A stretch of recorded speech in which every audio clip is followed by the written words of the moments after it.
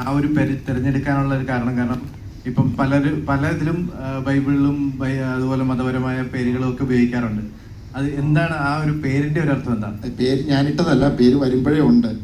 അത് ഈ പേരും ഇതിനകത്ത് ഒരു ക്യാരക്ടറിന്റെ ഇതും തമ്മിൽ ഭയങ്കരമായിട്ടും കണക്ട് ചെയ്തിട്ടുണ്ട്. പക്ഷെ ഒരു ചെറിയ പ്രശ്നം വെച്ചാൽ ഇത് പലർക്കും അറിയില്ല. പല ദിവസത്തെ കള്ളൻ എന്താന്നുള്ളത് പലർക്കും അറിയില്ല.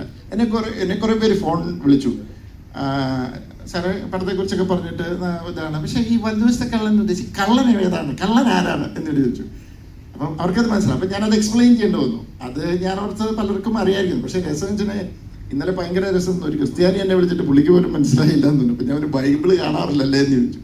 ശരിക്കും വലതുവശത്തെ കള്ളൻ എന്ന് പറയുന്നത് നമ്മുടെ ബൈബിളിനകത്തെ ഇതനുസരിച്ചിട്ട് ജീസസ് ക്രൈസ്റ്റ് മരിക്കുമ്പോൾ ഇടത്തും വലത്തും രണ്ട് കള്ളന്മാരുണ്ടായിരുന്നു. അതിനകത്ത് വലതുവശത്തെ കള്ളൻ ജീസസിനോട് പറയുന്നത് അയാളുടെ തെറ്റുകൾ ഏറ്റുപറഞ്ഞ് മനസ്സ് വെച്ച് ഞങ്ങളൊക്കെ ശിക്ഷിക്കപ്പെടുന്നതാണ്, പക്ഷെ നീ അങ്ങനെയല്ല, നീ ഒരു തെറ്റും ചെയ്യാത്തതാണ് അങ്ങനെ എന്ന് പറയുമ്പോൾ ജീസസ് പറയുന്നുണ്ട് നീ നിൻ്റെ കൂടെ സ്വർഗ്ഗരാജ്യത്തിൽ ഉണ്ടാവും എന്ന് പറയുന്നുണ്ട്. അതായത് അയാൾ മനസ്തപിച്ചു എന്ന് പറയുന്ന ആ കള്ളന് മാനസാന്തരം വന്നു എന്നുള്ളതാണ്.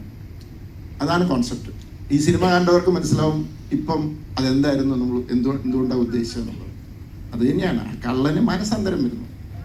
അതാണ് അതിനകത്ത് ഇമോഷൻ, ആ ക്യാരക്ടറിൻ്റെ ഇമോഷൻ.